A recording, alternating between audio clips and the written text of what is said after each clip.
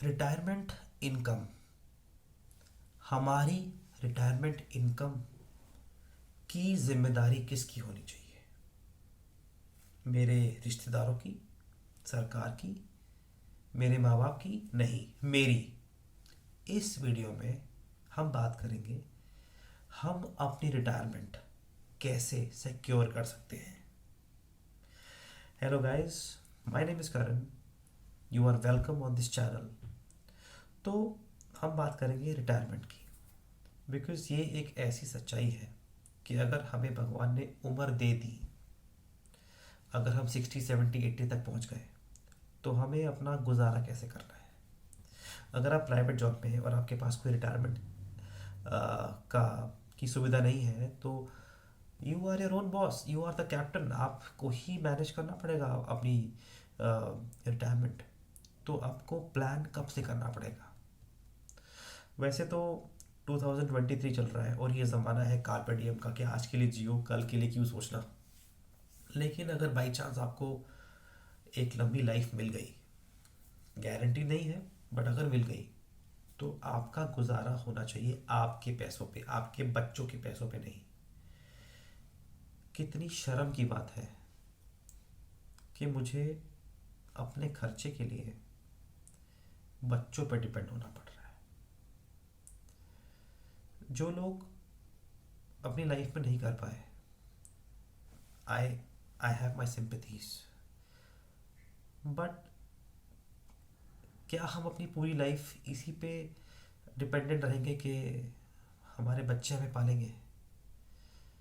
अच्छा नहीं है, अच्छा नहीं है। हो सकता है हमने अपने घर में ही देखा हो कि हमारे पेरेंट्स हम पे डिपेंडेंट हैं, उनके पेरेंट उन पे डिपेंडेंट है, बट ये सही नहीं है।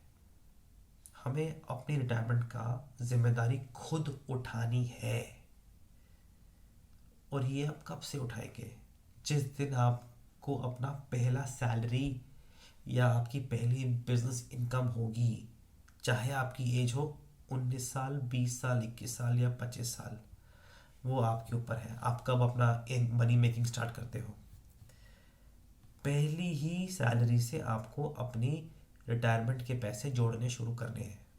इस पे डिस्कशन अगर आप करना चाहो तो कर सकते हो, लेकिन अगेन, बच्चों से पैसे मांगने में बहुत शर्म आएगी आपको, बहुत शर्म आएगी। नजरें नहीं मिला पाओगे। चलो ठीक है, इमोशनल ना होके प्लानिंग स्टार्ट करते हैं। प्लानिंग स्टेप 1 मैंने पहले ही कवर कर दिया है। कब स्टार्ट करना है? जल्दी स्टार्ट, अर्ली। कितना early? As early as possible. आप कॉलेज में ही स्टार्ट कर दो ना।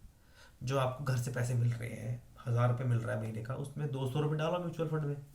कौन रोक रहा है? आजकल तो 100 रुपये से भी स्टार्ट कर सकते हैं। स्टार्ट तो करो।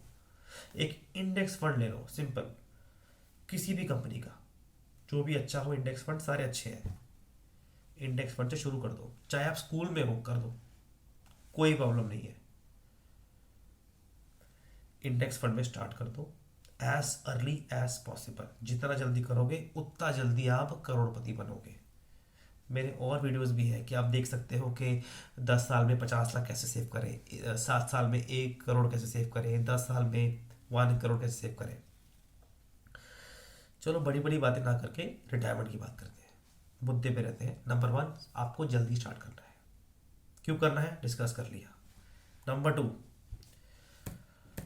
टैक्स सेविंग्स की जो कुछ इंस्ट्रूमेंट्स होते हैं हमारे देश में, उसको आप यूज़ कीजिए, जिससे आपका टैक्स भी बचेगा और रिटायरमेंट के लिए भी आपके पैसे जुड़ते रहेंगे।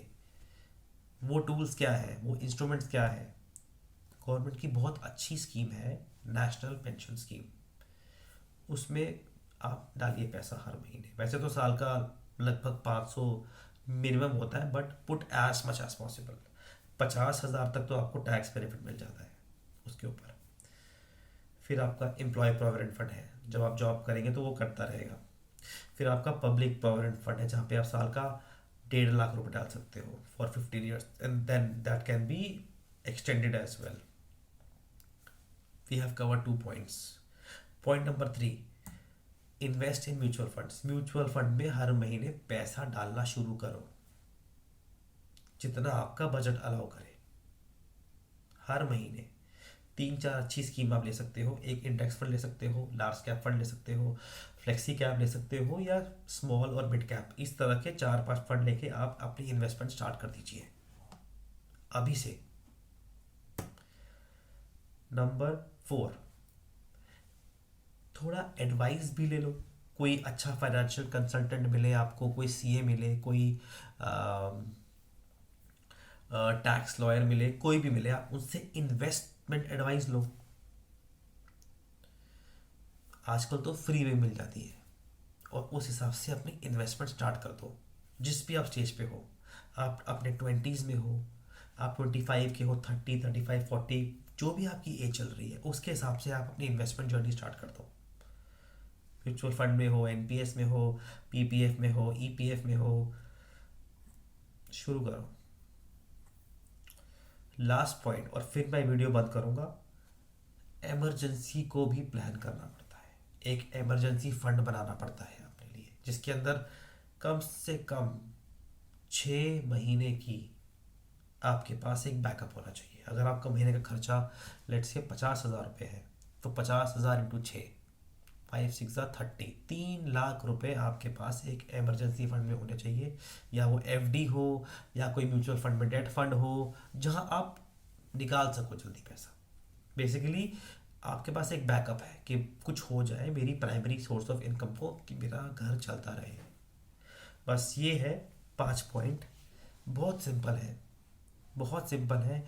इस वीडियो को फिर से देखो, कुछ लाइक्स दे दो, कुछ अच्छे कमेंट लिख दो कि हाँ भाई कुछ कुछ सीखा। अगर नहीं भी सीखा तो maybe I try to improve, but आपको स्टार्ट कर देना है।